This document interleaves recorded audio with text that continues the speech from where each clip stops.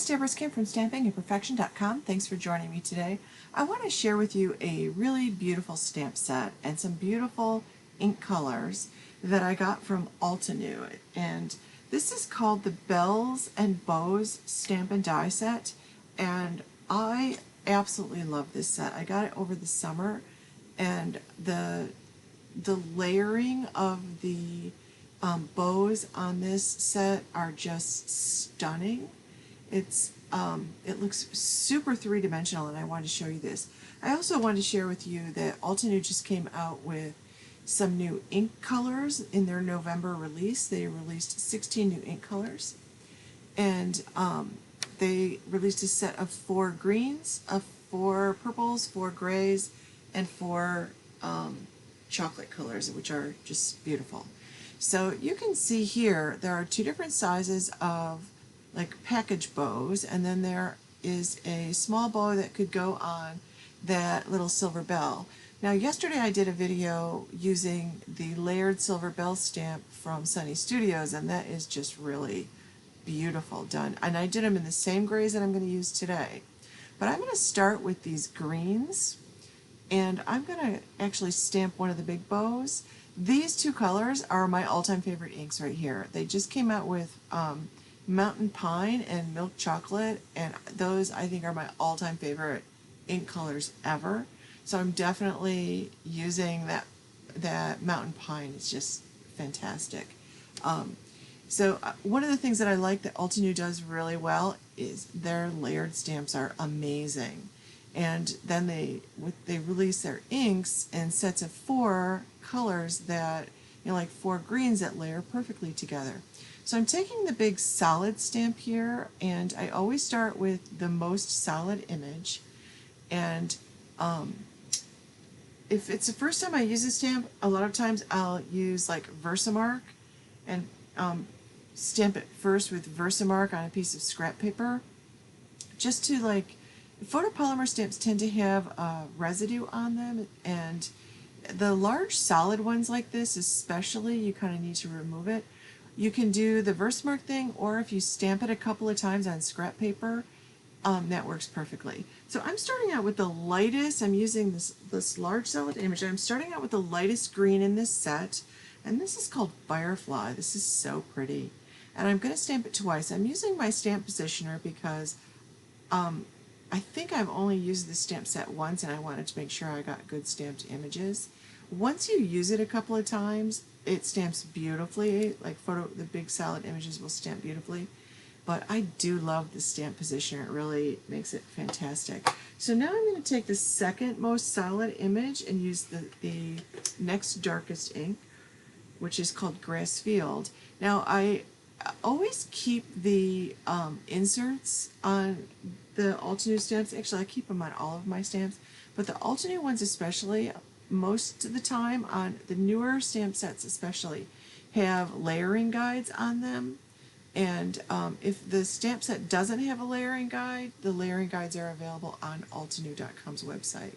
So I'm just lining this up, and this is actually a fairly easy image to line up, just because it's got like one really big wide flat bow part, but I have like this clear plastic window sheet, or it's probably an overhead transparency that I cut up. And to line them up, or to make sure that you have something lined up, you can just like stamp it on the window sheet, and then, and of course I moved everything, so I'm just going to flip this over and try again, but keep it from moving, because the whole point is to see if you lined it up. But I'm just going to stamp it lightly onto that plastic sheet, and then I can see if it lined up or not, and that technique works really well for me. Then it just wipes off that plastic sheet. So I'm just adding an extra magnet because new photopolymer stamps are super sticky, and I can see that's lined up beautifully there. Like, it's super light on that window sheet, and that'll just wipe off with a wet paper towel or a baby wipe or my wet chamois. So this is the Grass Fields color, and already you can start to see, look at it, looks three-dimensional. And all I've done is stamp 2 inks together, and it really looks three-dimensional. It's just so pretty. Like, this is one of the most stunning stamp sets I think that they have. These bows are just gorgeous. So I'm taking the third layer, and each layer gets a little bit more, each stamp gets a little bit more detailed. So now I'm using the third darkest. This is called Shadow Creek. I'm going to stamp this, and with that stamp positioner, the beauty is I can stamp it a couple times to make sure I get a nice clear stamped image with each one of those layers, and it just makes it look beautiful. And boy, you could stop right there and that would be just perfect. But then there's one final one. This is a 4-layer stamp, and this is going to be like the outline, and I cannot wait to use that Mountain Pine. It's my favorite color, that and the milk chocolate. Like, this is super pretty. And you can see this is just like basically an outline. You can actually just use the outline stamp and then watercolor it, or use your alcohol markers, your artist markers. Isn't that pretty?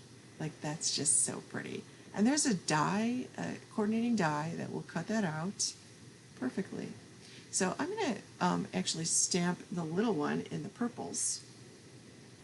So I haven't used the purples yet. I just got these inks last week, and this is the only set I haven't used. So I'm using, again, this most solid layer stamp with the lightest color, which is Wisteria, and then I'm putting the next most solid one on with the second lightest color, and the second lightest color is called Hydrangea, and I'm lining it up. This is a very easy stamp set to line up. They did a nice job making all those bow points different shapes, so it's really easy to line up. I love this stamp set. Sometimes they're so, like, layered stamps can be so tricky to line up. So now this is the third layer, and I'm doing this in the third darkest color, and this is called Andromeda, and I imagine that's going to make some pretty night sky sponging effects. The Altenew inks, by the way, blend beautifully, and they watercolor beautifully. So, like, there's a lot of techniques you can do, and that's going to complete that little bow. Again, beautiful dimension, even on a small image. Now I want to do that bell, and I like this bell a lot, although I think the one that I did with the Sunny Studios turned out a little bit more dimensional.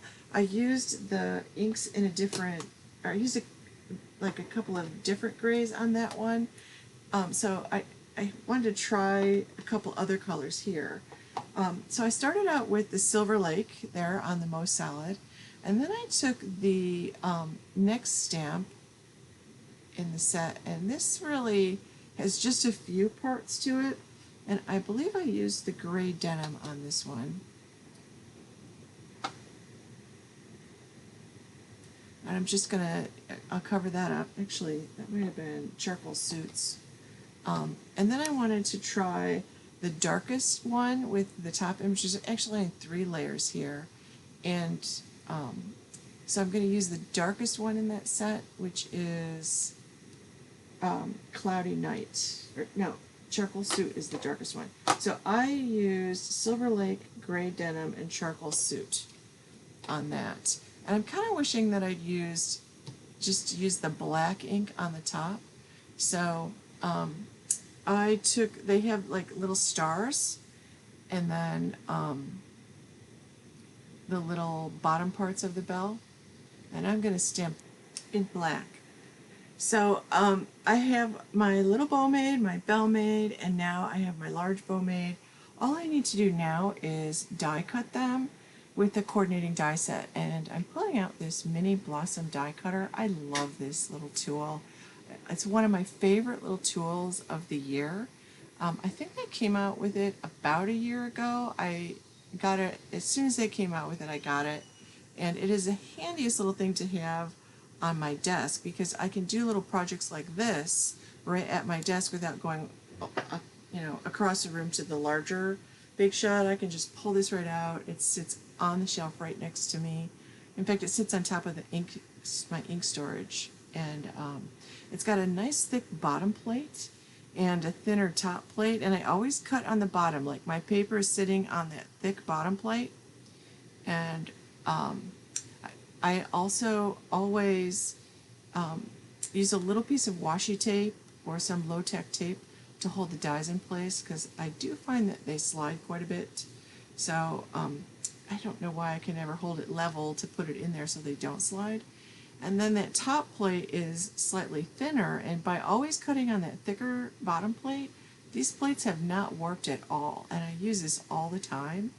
So it's pretty amazing. So I love this, just super handy, and I'm very happy with this. So I die cut out those pieces, and for the next thing, like, I need to use some alphabet dies for the project for the class that I'm taking. So I am going to cut out the word joy, and I've got a card base that is cut at, this is just Nina Solar White. It's cut at 5.5 by 8.5, and I scored it at 4.25. And I want to use that bell as the O for the word joy, but I'm not loving how this white sparkle looks. I love this white sparkle. It's like fairy dust. I don't love the way that looks on the white paper, and I have some purple sparkle. So I've decided to use for the top of the card, I cut a piece of, Altenew has Woodgrain paper. They have lots of pretty specialty paper. They actually have some like wood, actual wood papers that are gorgeous. But I'm using this wood grain paper. You can see the grain there if I pick up the larger piece. It's so pretty. That came in like a package of 10. So I just cut one piece down to 4.25 by 5.5, and I cut out the word joy. Now this is not an Altenew die. This is My Favorite Things die, and I'm using my tonic paper piercer to remove the pieces. And the reason that I used this was I really liked the font, and I really liked that it was one piece, so I didn't have to really line it up. I didn't have to fuss with it to line it up like I do with individual letters. So I just, because I was trying to get this done. And I want to put that bell in the O, and I had actually die cut it so that the little bell die cut was in there. You can see the size and stuff, but it didn't work out really well. So I need to figure out a way to camouflage that, and I don't love the purple under it. Luckily I have the white, and I try the wood grain. Like, I try a few different things here, but you can definitely see the cuts. So I'm going to kind of fuss with it a little bit, because I want to cover up the fact that O is actually larger than the bell. So I'm going to kind of camouflage it. I'm going to use that white sparkly that I cut out originally and just stick it in the opening and then pop the bell on top. And I'm going to kind of move the bell to the bottom of the O and then put that bow on top. And you know what? It covers it up just fine. It's not ideal, but it'll work just fine. So I'm not going to put this on dimension. I want to do an inlaid die cutting without a ton of dimension for the letters. I just really want to keep it simple. So I'm using my Altenew permanent adhesive, and I'm just going to stick this down, and then I'm going to just stick the letters in. There's so many different techniques you can use, and this does not. Oh, this does have sticky on the back. Most of the time I didn't with the white, but most of the time I use a sheet of double-sided adhesive paper on the back of my whatever I'm die cutting, so that I already have adhesive on the back. And so I don't mind that this white shimmer is going to show through here. At least it's sparkly. If you have sparkle or shine, nothing else matters really. So I'm using some 3M foam tape, and I'm putting it toward the bottom. I'm giving it a jaunty little tilt. And this bow is actually from that My Favorite Things Joy set that has, like, it's got a great die set, and mostly it's a sentiment stamp set. So I cut off that one little string because I popped the bell up, but I'm going to add that back on and kind of push it together so it looks like the bow is actually attached to the bell, and then I just trim that off. That was super thin, actually, that little die cut there, but what a pretty little touch that adds, surprisingly. Now, I got a little smudge that's bothering me, so this Tombow Mono sanded eraser gets those little smudges off. I am constantly getting smudges on my card fronts because I get ink on my hands and I'm not careful. And or I'll flip it over onto the mat, that Teflon mat, and then I'll get ink on the card. So I'm just using, I like this adhesive, this tape runner adhesive, because it's temporary until you really push it down. I'm adding some of the foam tape to the back of that large green bow, and I put the purple bow down before I put the green one down, and I'm going to need to move it over because I don't want the green one to be that high. So that tape runner is temporary until you give it a good push, and then that stuff is permanent. And by the way, that's the second roll of that foam. That foam adhesive comes in a roll that's like 1.5 feet in diameter, and I've in a year gone through, that's my second roll right there. It lasts forever. It's like $30 or $37 when you purchase it, but it really goes a long way. And I got that on Amazon, an electrical supply company, believe it or not. So these are my favorite Studio Katia iridescent sequins, and it's a mixture of sizes, which I really like. And I'm using my quick stick and my multimedia mat. I really like this glue because it dries clear, and I'm super messy with the glue. Even I bought a precision tip for on the top of that glue, and I just love this quick stick. See, I got too much glue there. And this is going to complete my card. Thanks for watching. Stop on my blog at stampingimperfection.com. Give this video a like and share with your friends. And I will put the links to these products below. Make sure you subscribe to my YouTube channel, and you can follow me on Instagram as well. So thank you very much for watching, and loving the sparkle. It's a lot on one card, but love the sparkle.